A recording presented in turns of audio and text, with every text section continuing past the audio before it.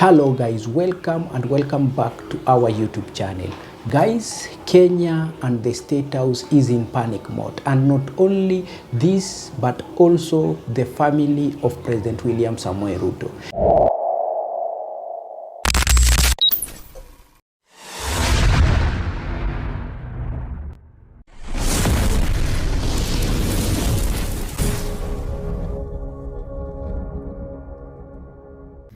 He told me never to work with Ruto. He said Ruto was desperate and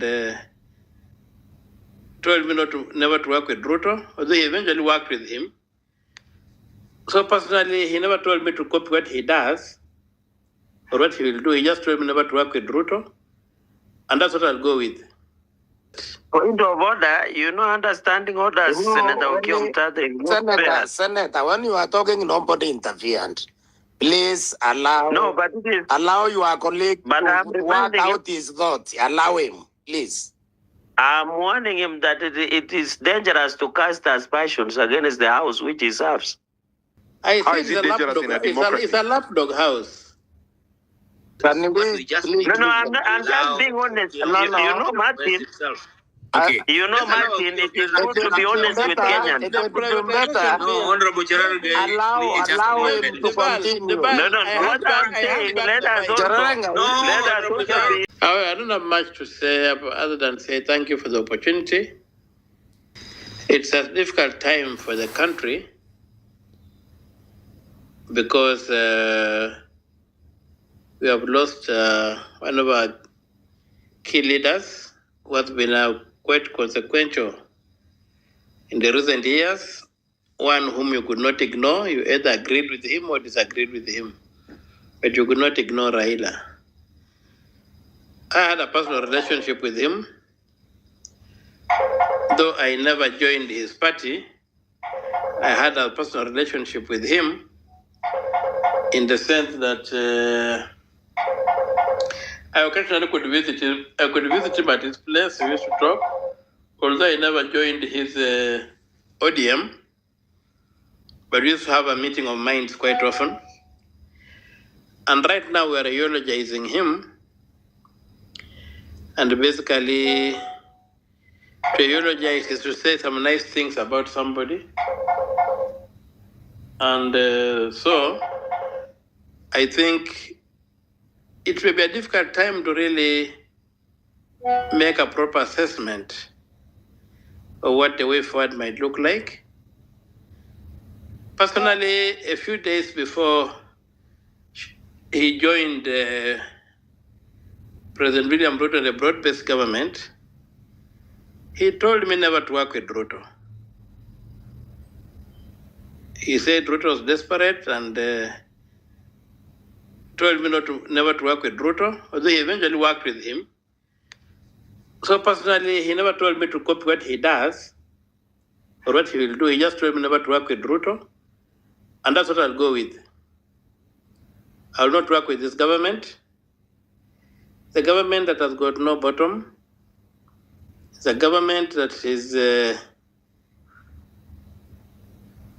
that has done everything to burden us with debts that we shall never be able to pay in our lifetimes. And so that advice of his to me, never to work with Ruto, is what I'll stand by. And I'll seek to see that Ruto is checked. Professor Naitule wrote a very good article today on the Land Amendment Act. Although you called it a bill, it's not an act because it has been signed into law. You wrote a very good and very illuminating document. I've read other documents. Other people have also commented on the other bills. The cyber crimes bill, the privatization bill, mainly out of the age. Well, it's not really... Well, these are bills were passed by a lapdog National Assembly, which has basically become a lapdog as a result of the broad-based government. ODM has lost its test. It's like the proverbial salt Point of order. that has lost its test. Point of order, you know, understanding orders, Senator OKIA. Senator, when you are talking, nobody interfered. Please allow your colleague to work out his thoughts. Allow him, please. I'm warning him that it is dangerous to cast aspersions against the house which he serves. I think it's a lapdog house. This bill should not have seen the light of day. But you are in the Senate. In fact, to be fair to Kenyans, OKIA, OMTATA, and you know I respect you. Can we produce the answer on how you voted on those bills? Then you can now castigate it. I don't think we need to turn this into a parliamentary process. I'm just being honest. You know, Martin.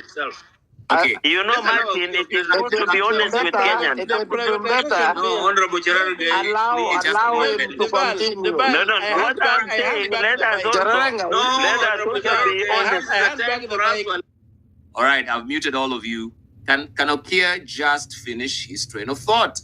And Senator Cherugay, yeah, just let him have his head. Let him just complete his statement, and then he will give you time to also interrogate. I know you want to challenge that he's calling, the National Assembly and maybe the Senate as well. It's become a lapdog. Yeah, we shall interrogate that. I'll give you an opportunity to do that as well. Let me try and unmute.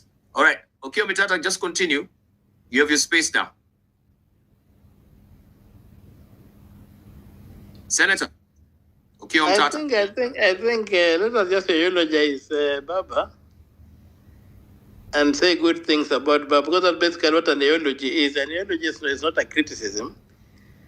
An eulogy is basically to say good things about somebody from its Greek origins. And AU and Logos, so we are saying good things. And maybe my friend Chererke is right to make me not say bad things. But I'll just say that for me, we had a meal of fish with Baba. That's the last time I was with him physically at his place. That's when he told me not to work with Ruto's government. So he himself eventually worked. I will say that I'll go by the word he gave me. He never again called me and said I should work with RUTO.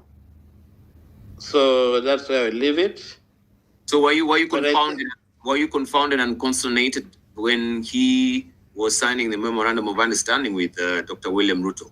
What was your reaction? Did you feel betrayed, or did you see duplicity in his character? Well, I think I made very strong remarks about it.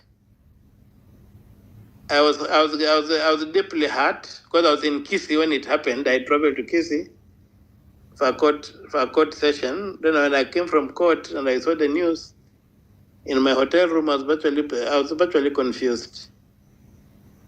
But what his last words, we never spoke again. But he had told me that I should not work with RUTO. He never told me to copy him. He just advised me. And reaching to that, he had a long discussion that told me that made me there. He was a highly knowledgeable person, very, very knowledgeable. He knew this country in out. He knew the history of the world, and he could regale you with a lot of stories. And he did on that day. And he explained a lot of things, history, and he educated me a lot of things. I also remember having a discussion with him when he wanted me to run on ODM, and I told him I would not run on ODM because I thought that being a senator on ODM would limit me in a way. And he told me it's very painful that I'll be constrained to run a candidate against you. And most likely you're not going to make it. But when I got elected, he didn't keep it. He didn't hold it against me. He remained friendly and fatherly. And he kept on advising me, and was happy that when you remember when Parliament was, when the new Parliament was constituted, a lot of people crossed over to the government side. Baba was very happy that I did not cross. And that's how our friendship continued. As for ODM, I think it faces a big challenge, which unfortunately is that, which is an unfortunate fact about political parties in this country, that they tend to be almost personality cults, in quotes, that they revolve around one powerful individual, and if that individual, for any reason, should leave that party, as Baba has left ODM due to the fact that he has died, the parties tend to disintegrate. And listening to the speeches that happened today at Bondo, as I sat there, I saw seeds of discord or seeds of disintegration being sowed by many of the speakers who spoke. It would be a very good thing if ODM held together, so that the party we can begin getting parties being institutions. It's a tall order, but they can rise up to it. They're Kenyans, they're citizens, and if each one, if they were to arrest their personal ambitions and look at the bigger picture, a party that has been around for 20 years, a party that needs to be protected, even in the absence of its most powerful member. And so I really hope and pray that ODM will survive, although my better sense tells me that ODM will not survive. But I hope and pray that it survives as a party, and a national party at that. It doesn't become a small regional or tribal party, which is what I was seeing emerging at Bondo. That was an attempt to portray, there was not an attempt, but it involuntarily came out occasionally like it's a party that was belonging to a certain community. I hope that is overcome so that as the governor, I think it was Marsabito, who spoke and said that this party is a party of all of us. And it was a lovely thing to see a party that cuts across the nation, because with those kind of institutions, we are able to move this country forward. But I think we face a major challenge in terms of the governance of this country, and especially in terms of the abuse and misuse of its resources, including through the acquisition of a total unreasonable debt that is going to burden the future generations. And even as we are being burdened right now by this debt, we can see it and feel it. And the state of the nation, of anybody who lives in this country, knows it's bad. Thank you. The other day I went to Kenyatta after the stampede at Kasarani and at Nyayo. I went to Kenyatta National Hospital the other night. There were 22 cases who were admitted from the earlier stampede. There were 23, but one had succumbed. Then on the second day, there were 24 who had been admitted. And the situation was dire, so we had to try and negotiate the bills to be waived and what have you. And also there was no room for them to be put in the normal wards, because the wards are overwhelmed because there's a strike in the medical sector, and the county governments, the county hospitals are not working. So patients are going to Kenyatta directly, and the hospital is overwhelmed, and you could feel it.